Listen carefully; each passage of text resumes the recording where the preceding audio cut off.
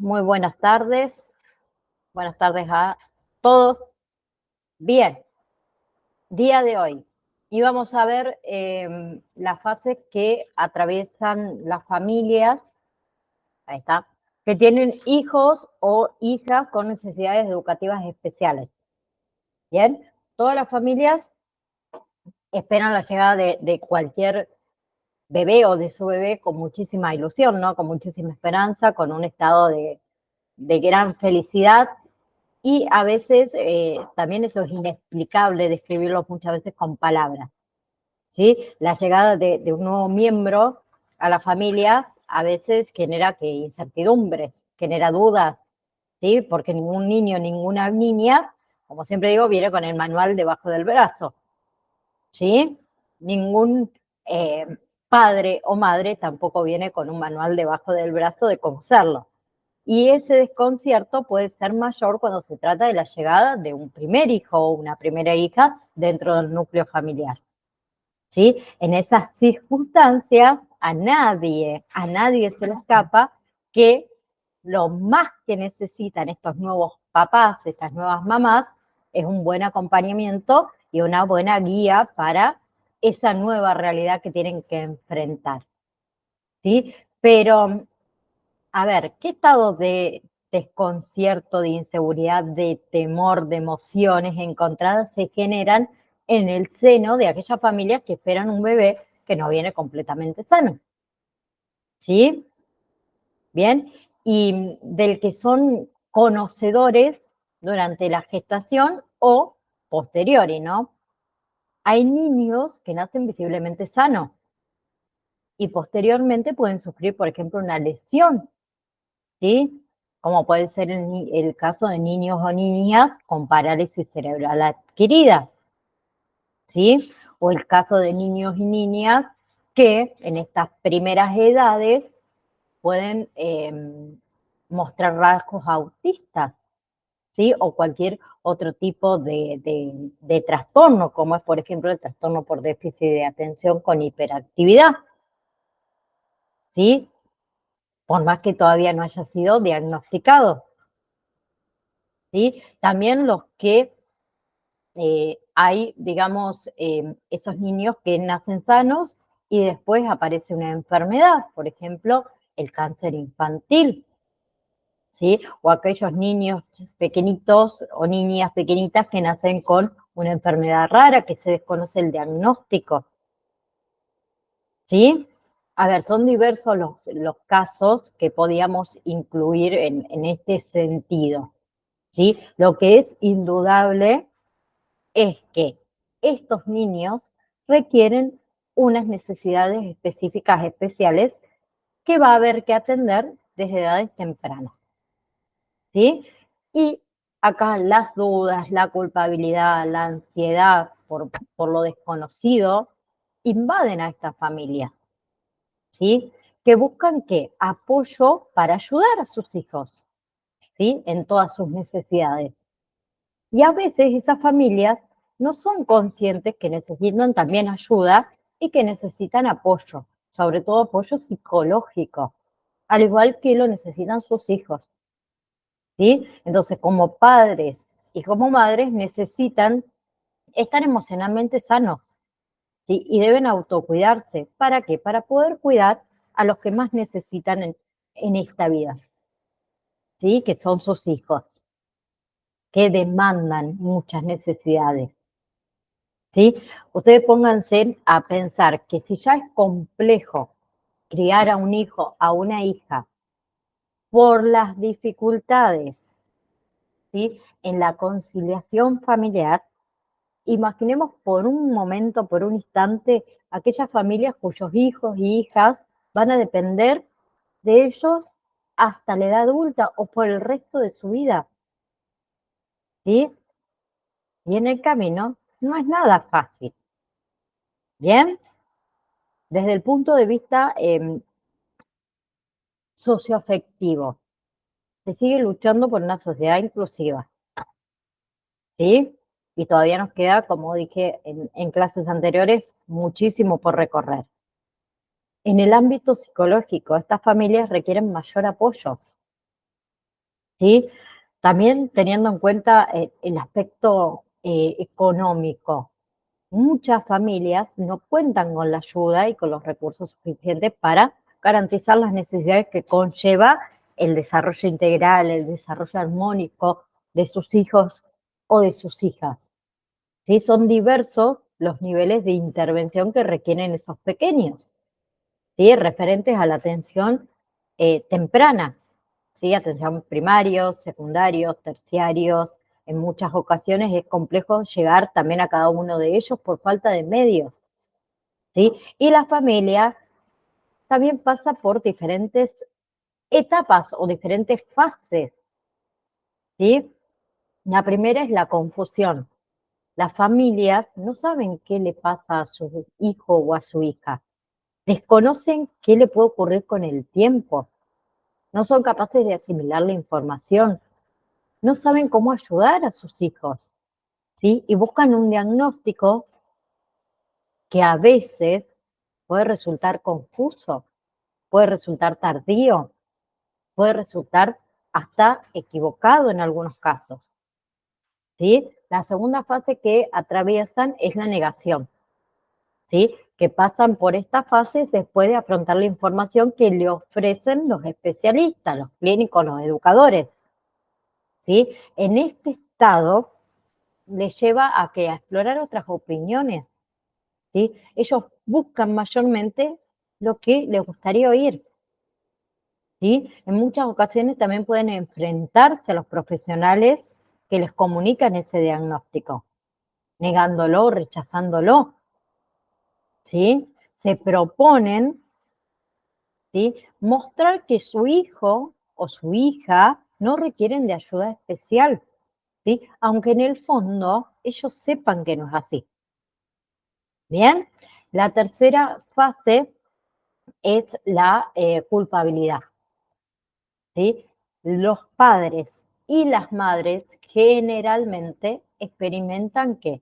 Fuertes sentimientos de responsabilidad asociados con el bienestar de sus hijos, ¿sí? Y se consideran muchas veces también causantes de lo que le ocurre a sus hijos, porque piensan que probablemente hicieron algo mal en el pasado que no era correcto, ¿sí?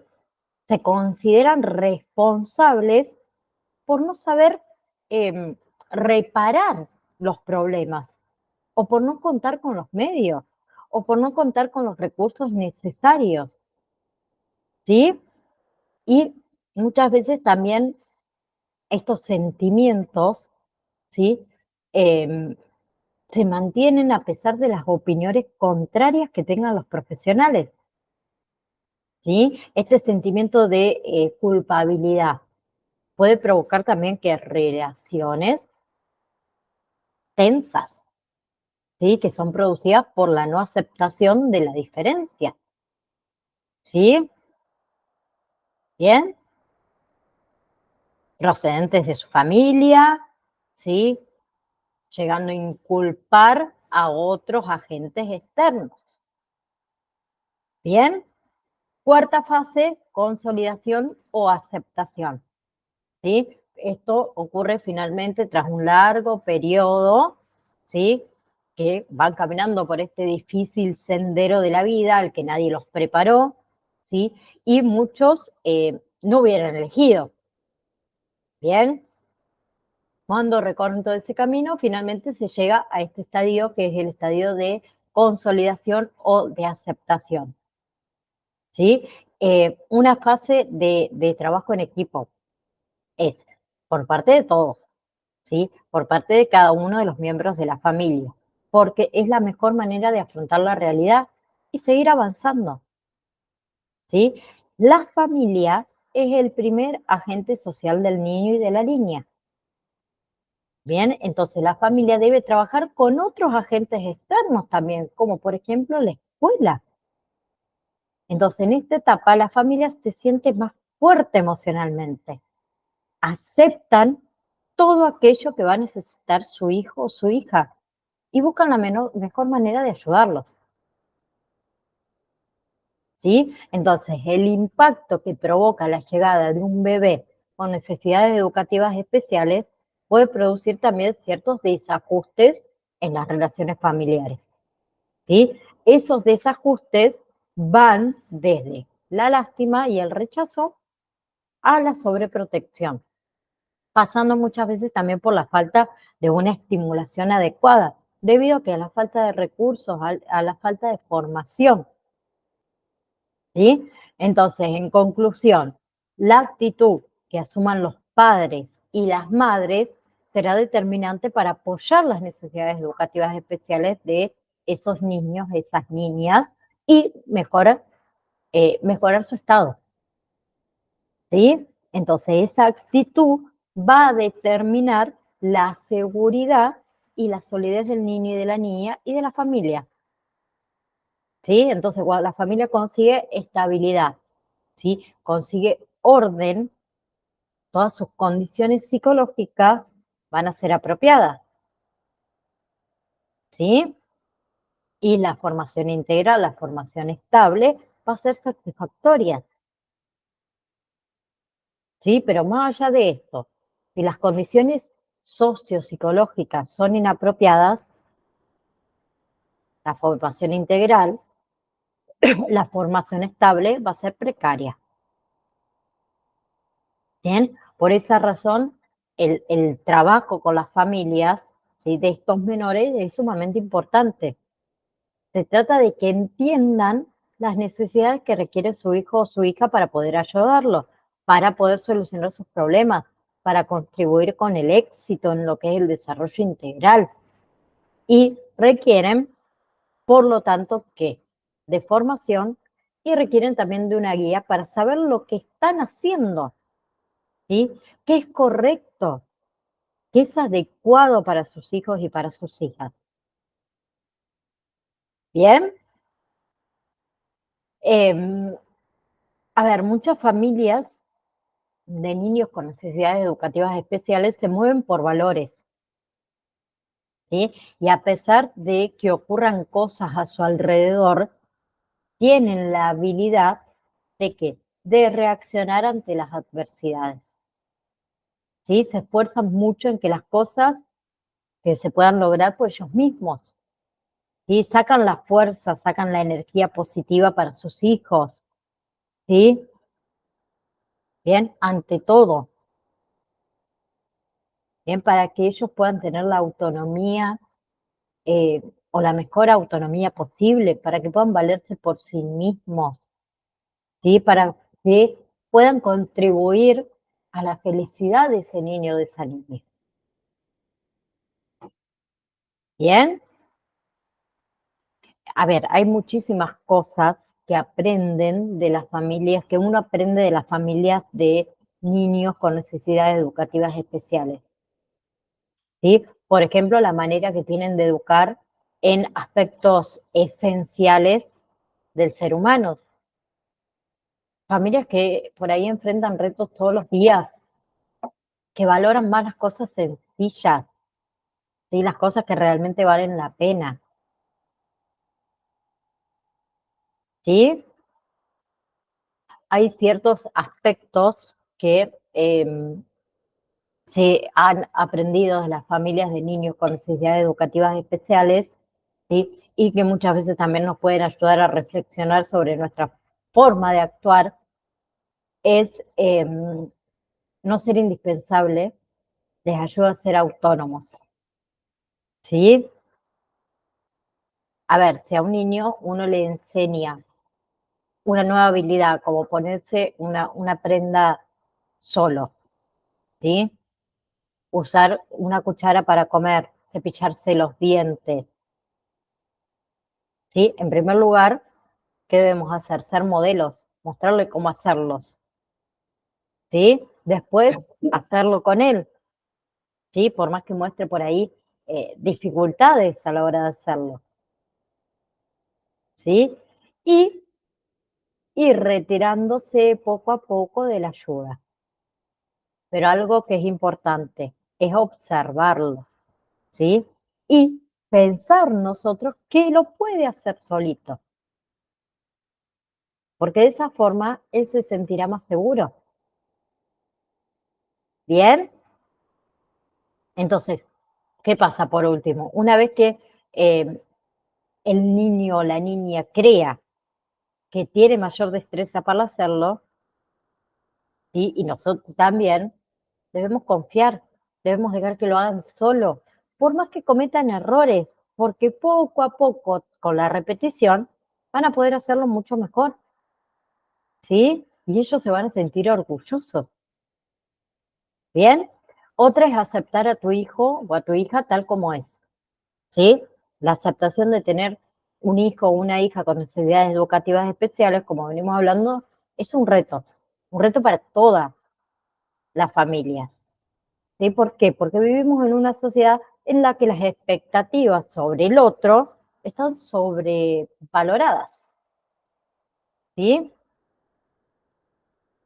Bien. Tercero, podemos decir ser más paciente y tomar las cosas con tranquilidad. Bien, actuar en el presente, en el aquí y en el ahora. ¿Sí? Como en alguna vez hemos comentado que los tiempos son diferentes para cada una de las personas. ¿Por qué? Porque cada una de nosotros tenemos un ritmo diferente para desarrollarnos. Y la comparación con el otro es una de las angustias constantes que sufren las familias con niños con necesidades educativas especiales. ¿Sí? En la sociedad actual, ¿sí? La vida familiar, la vida laboral también muchas veces son una lucha por sacar tiempo de donde no lo hay, ¿sí? Pero realmente debemos pararnos un segundo a pensar en lo que vale la pena en el momento de actuar, ¿sí? Bien.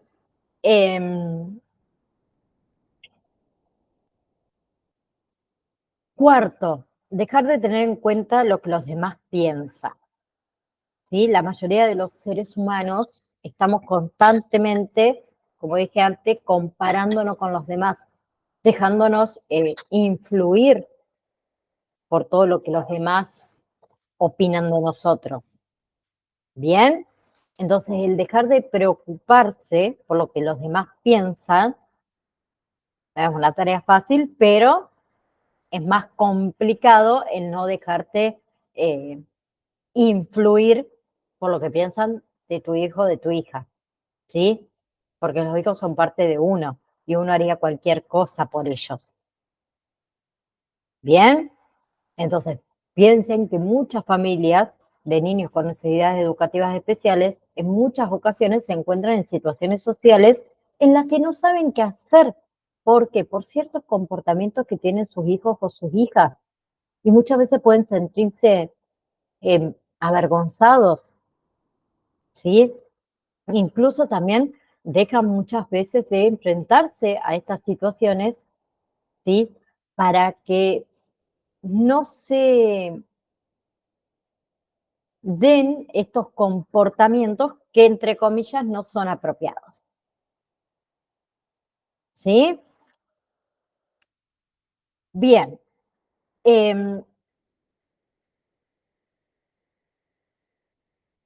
Próximo tema. El tema de la diversidad en las escuelas. Primero vamos a repasar un poquito qué es la diversidad. Denme un segundo que les quiero compartir un videito que sé que ustedes lo tienen en el campus virtual, pero me gustaría compartirlo acá, a ver si lo encuentro. Eh, ¿Este? Diversidad. Sí, denme un segundo, los voy a compartir. Ahí estamos.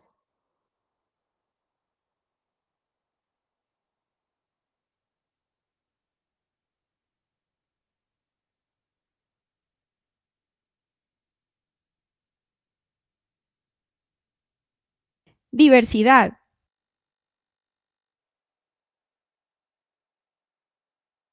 ¿Por qué cada persona es diferente? Mira, Anita, Todas las personas tenemos semejanzas y diferencias tanto de comportamiento como físicas. Para responder a esta pregunta, ¿por qué no hacemos un ejercicio? Cada miembro del equipo deberá presentarse. Dirá su nombre, cómo es físicamente, sus gustos y aficiones. Hola, soy Anita. Soy alta, delgada, trigueña y tengo el pelo castaño. Soy un poco tímida, impaciente y a veces malgeniada. Me gusta mucho el deporte y mi afición más grande es el fútbol sala, el cual lo practico 2 veces por semana. Yo me llamo Willy. Soy bajito, de raza negra y de pelo corto. Soy muy alegre, inquieto y de vez en cuando me distraigo. Me gusta mucho ir a la playa con mi mami y mi abuelita. Mi afición más grande es hacer collares con las conchas que encuentro. Hola, yo soy Pipe. Soy trigueño y tengo el cabello corto. Tengo una condición especial la cual no me permite caminar, por eso utilizo la silla de ruedas. Soy inquieto y curioso, aunque a veces me enojo con facilidad. Me gusta la música, toco guitarra y canto. Mi afición más grande es componer canciones. Hola, me llamo Chepe. Yo soy trigueño, bajito, soy un indígena de la tribu Awá. Soy muy curioso y amable. Me gusta saber cómo funcionan todas las cosas y aplicarlas a mi comunidad. Mi afición más grande es la pesca, y hacer casas con chonta, que es una especie de palma. Mi nombre es Paulo. Yo soy alto, un poco gordo, mi pelo es blanco y utilizo gafas. Soy tranquilo, paciente y alegre. Me gusta mucho la enseñanza. Y mi mayor afición es la chaza, la que practico cada fin de semana. Gracias a todos por su participación. De este ejercicio podemos sacar unas conclusiones. Todos tenemos unos rasgos físicos que nos diferencian o nos asemejan a los demás. Todos tenemos una forma de ser y unos gustos diferentes que nos identifican y también nos diferencian de los demás. Tenemos que tener en cuenta que cada persona es diferente a los demás, y debemos compartir y convivir con los demás.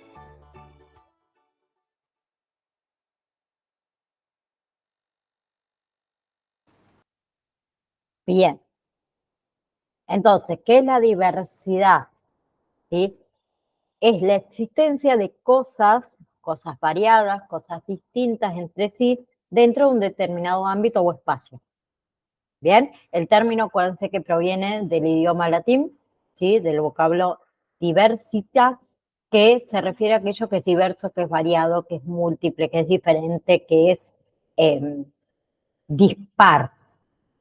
Bien, el concepto de diversidad se aplica en muchos ámbitos, bien, y hace alusión a diferencias que puede haber entre personas, entre animales, entre cosas, entre grupos, entre opiniones, ¿sí? Dentro de los seres humanos también existen la diversidad tanto cultural, sexual, lingüística, étnica, ideológica, religiosa, entre otras. ¿Sí? Entonces, la presencia de personas con diferentes características, tanto físicas, sociales, personales, en grupos o organizaciones, esas características, entre otras, son que la raza, la edad, el sexo, la identidad sexual, ¿sí? La capacidad física, la capacidad mental, la religión, el idioma, la formación, los ingresos, ¿sí? La diversidad también indica diferencias, ¿sí? Diferencias entre las experiencias de vida, los antecedentes culturales, las creencias de cada uno de nosotros, los intereses de cada uno de nosotros. ¿Sí? Bien. Entonces, acuérdense que habíamos visto las características de la diversidad, que era variada, ¿sí?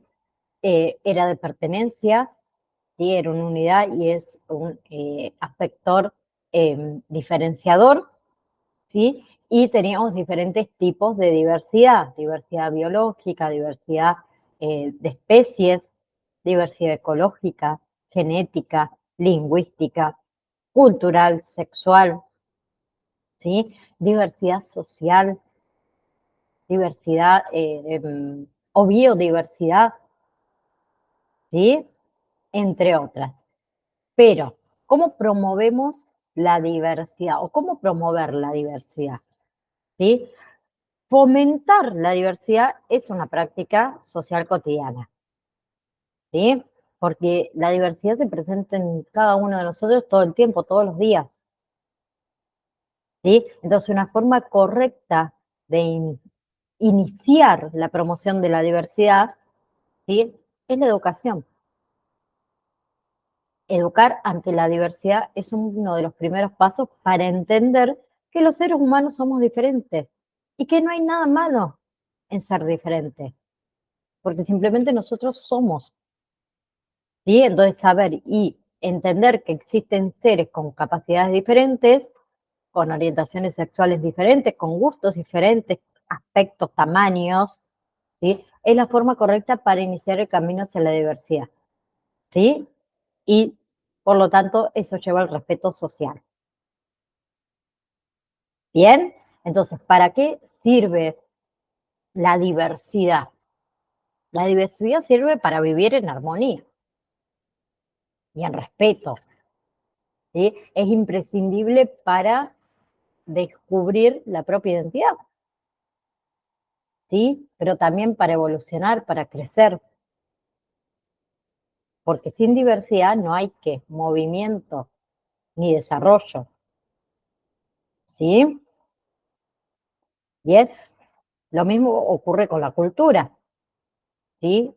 A la que las diferencias también permiten una vida sana, ¿sí? Y la convivencia, más allá de las creencias que cada uno tenga, creencias ideológicas, las costumbres. Bien, entonces, la diversidad educativa también es un reto que deben afrontar los profesores junto con los padres y las madres, ¿sí? Y de ello depende que construir una sociedad solidaria y respetuosa con los demás. Bien, entonces vamos a hablar de la diversidad educativa o la diversidad dentro de las aulas, ¿sí? La diversidad educativa es un reflejo de nuestra sociedad, ¿sí? Los niños tienen que aprender que todos somos diferentes y a respetar esas individualidades, ¿sí? Por eso se habla tanto de inclusión, ¿sí? Inclusión educativa, donde un niño que respeta la diversidad será un adulto educado, ¿sí? Alejado del racismo, alejado de la xenofobia. ¿Bien? Nadie es como otro, nadie es ni mejor ni peor que otro. Entonces resulta esencial que enseñar el concepto de diversidad a los niños más pequeños para que aprendan a convivir, ¿sí? Pero también es la sociedad, eh, no, mejor dicho, el niño también se va a encontrar, ¿sí?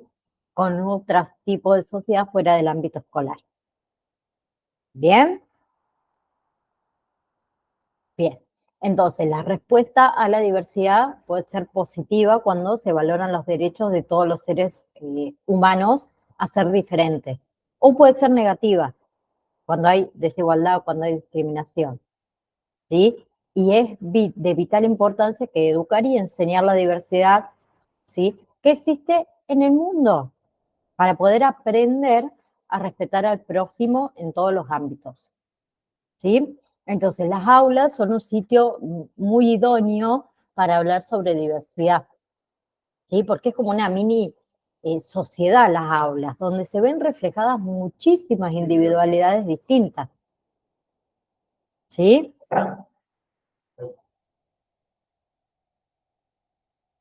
Perdón. Y es ahí dentro de las aulas donde los maestros tienen el reto de enseñar que hay diferencias entre las personas, ¿sí? Pero que todas son iguales, ¿sí? Entonces, el concepto de escuela inclusiva también ha ayudado mucho a hacer más visible la diversidad en las aulas y a que los niños por ahí conozcan a otros niños con capacidades diferentes a las suyas, Bien, entonces, ¿cómo se debe trabajar la diversidad educativa en las aulas? ¿Sí? En las aulas se debe trabajar para desterrar mitos y falsas creencias. ¿Sí? Es ideal trabajar diferentes conceptos, ¿sí? Apoyados obviamente en los efemérides, así se dice, efemérides, ¿sí? Eh, que nos recuerdan ahí la importancia de algún colectivo, ¿sí?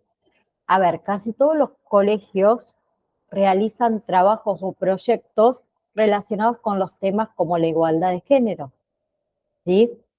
Bien, como por ejemplo la prevención del acoso escolar por exclusión. Entonces, la enseñanza tradicional se basa en que todos los alumnos deben aprender y estudiar lo mismo y al mismo ritmo, ¿sí? Y que se ignore así la diversidad inherente del ser humano. Actualmente ese modelo cambió o está cambiando. Es mucho más flexible para intentar que atender todas las necesidades de quien tenga mayores capacidades, como a las que tienen un ritmo mucho más lento que el resto del grupo. Entonces, la diversidad educativa es esencial para contribuir una sociedad, ¿sí? O para contribuir a la sociedad para que sea solidaria en igualdad, alejada de prejuicios. Bien, pero una cosa para aclarar, educar en la diversidad no es solo responsabilidad de la escuela, es responsabilidad de toda la sociedad. Bien, tanto de los educadores como de las familias, porque es la única manera que vamos a conseguir una sociedad que sea respetuosa con el otro. Bien, bien. Entonces, las escuelas hoy, ¿sí?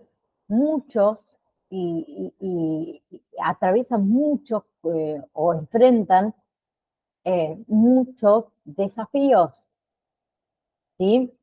Algunos desafíos que son nuevos, algunos que ya son algunos más antiguos, ¿sí? Uno de ellos es reconocer la diversidad inherente al ser humano, ¿sí? Y encarar un trabajo concreto para abrazar, ¿sí? Tanto las políticas educativas como al interior de cada escuela, ¿sí? De cada aula de cada docente, ¿sí? Pero a ver, ¿a qué nos referimos cuando hablamos de diversidad? Por ahí es bastante frecuente escuchar a los docentes sostener que los alumnos ya no son los de antes o que es difícil trabajar en aula con tanta heterogeneidad, ¿sí? Y esas afirmaciones en realidad hacen referencia a situaciones distintas, ¿sí? Algunos al hablar de diversidad piensan en los alumnos con necesidades especiales. Otros piensan en la desigualdad económica. Otros piensan en la diversidad o, o- o- o las diversas maneras de aprender de los alumnos. ¿Sí? Bien. A ver, el discurso acerca de la educación en la diversidad surgió en la última década del siglo XX, ¿sí? Con la intención de superar la mirada homogenizadora y proponer enfoques y estrategias más inclusivas, ¿sí? Pero sin embargo, la primera mirada de la diversidad estuvieron asociadas a la educación de niños con necesidades especiales o niños con dificultades en el aprendizaje, ¿sí? Entonces, en ese sentido, lo diverso era entendido como un obstáculo individual que requería atención especial, que requería atención personalizada, ¿sí? Se pensaba eh, que la diversidad era un problema a resolver, ¿sí? Y por eso se lo diferenciaba o se diferenciaban las enseñanzas, ¿sí? A partir ya de la segunda mitad del siglo pasado, ¿sí? De la mano con distintos aportes de disciplinas, como por ejemplo es la antropología educativa, la sociología de la educación, la psicología cognitiva, las neurociencias, surgió una concepción nueva acerca de la diversidad en los procesos de aprendizaje y en los procesos de enseñanza. ¿Sí? Bien, a ver, tenemos a Sacristán, que él expresó que todo lo que puede hacerse, ¿sí? Por romper la uniformidad, ahí está, de las fuentes de información, ¿sí? Por introducir ritmos de aprendizajes diferenciados, atención y recursos distribuidos entre alumnos según sus desigualdades, ¿sí? Eh, mm, o según sus necesidades, ¿sí? Ese proceso de enseñanza a aprendizaje, ¿sí? Debería estar disponible en distintas áreas, ¿sí? O en todas las áreas, ¿sí? Para que puedan en sí trabajar al mismo tiempo con alumnos, ¿sí? Bien, entonces, a ver, si hablamos de la diversidad, como dijimos antes, inherentes a los humanos, ¿sí? Cada uno encuentra maneras singulares de relacionarse, de comprender, de aprender, ¿sí? Algunos por ahí aprenden mejor charlando con sus compañeros, otros aprenden mejor leyendo un libro, leyendo diferentes autores, ¿sí? Otros aprenden mejor o comprenden o se relacionan mejor haciendo, no sé, experimentos, otros poniendo en juego conceptos. Algunos también aprenden algunos temas enseguida, otros tardan más. Por eso mismo los alumnos pueden cambiar su ritmo al cambiar el contenido, ¿sí? Entonces, o sea, al hablar de diversidad, ¿sí? Nunca implica pensar en categorías, ¿sí? Categorías de personas o de alumnos mejores o peores. Es lo contrario, en realidad nos invita a pensar que en el dinamismo que tiene el aprendizaje, a poner mente y estrategia en movimientos ¿para qué? Para acompañar a cada alumno. Entonces, está lejos de ser un obstáculo. La diversidad en realidad es una fuente de riqueza dentro de las escuelas, ¿sí? Entonces, las muchas maneras que hay de aprender ponen en marcha que la reflexión y la creatividad de los docentes, ¿sí? Y el estímulo y el acompañamiento también de los equipos directivos ayuda o ayudará a llevar o a llevar esto a buen puerto, ¿sí? Todas estas reflexiones, estimulando siempre que la utilización de estrategias, ¿sí? Que completen esa heterogeneidad, ¿sí? Apuntándolos ante las dificultades, ante las dudas. ¿Bien? Entonces, para que el enfoque de educación para la diversidad se ancle a través de las aulas heterogéneas, es necesario que pensar y diseñar la forma de trabajar en las escuelas y en el aula con principios organizadores, didácticos, ¿sí? Y ahí hablamos del diseño de los proyectos educativos. Bien, que es en donde se plasman las ideas sobre cómo encarar la diversidad. ¿Sí?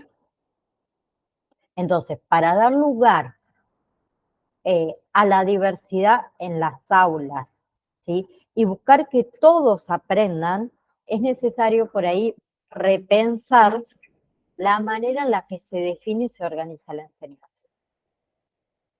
¿Sí? El objetivo es que todos los alumnos contribuyan, ¿sí? Aprendizajes significativos. ¿Y cómo se logra eso?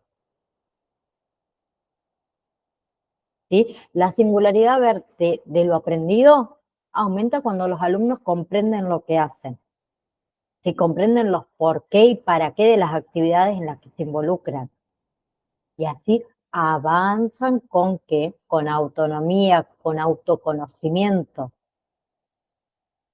¿Sí? Y también otra cosa, es responsabilidad del docente crear un clima de confianza en el aula, para que los estudiantes experimenten, indaguen, reflexionen, ¿sí? Asuman riesgos, responsabilidades sobre su aprendizaje. Y también resulta fundamental que promover estrategias que estimulen al ambiente de cooperación y solidaridad.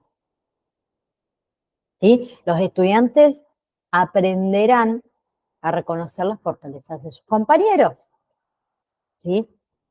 Y los valoran como personas únicas. ¿Bien? Entonces, el trabajo en aulas heterogéneas propone el uso de una gran variedad de estrategias de enseñanzas, ¿sí? Y está apelando a la idea de un ambiente flexible. ¿Bien? ¿Hasta ahí vamos? Entonces, a ver, a modo de ejemplo,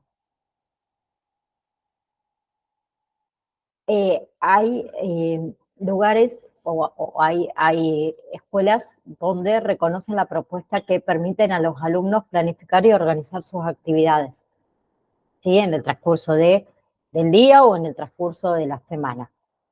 ¿Sí? Hay algunos docentes que ofrecen a los alumnos esto, la posibilidad de elegir entre diferentes actividades, ¿sí? Investigarla, formular preguntas, buscar información, compartirla, comunicar todos sus conocimientos.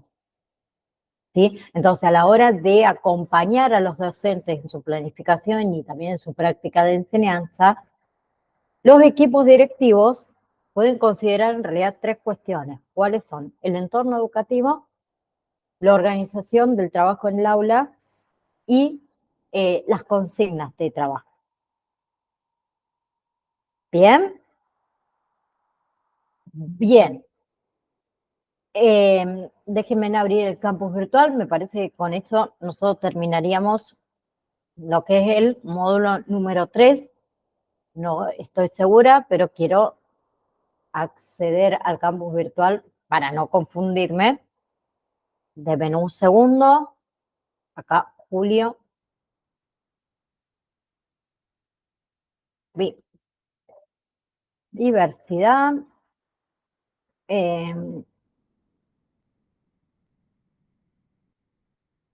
Bien. Nosotros terminaríamos lo que es módulo 3 con lo que vimos hoy. Recuerden otra cosa. Validación número 2. Tienen habilitado desde hoy 19, 20 y 21 de septiembre y recuperatorio 25, 26 de septiembre. ¿Sí? Pero también vamos a colocar la fecha de la validación número 3, para que ya la sepamos. Me lo voy a anotar acá. Denme un segundo.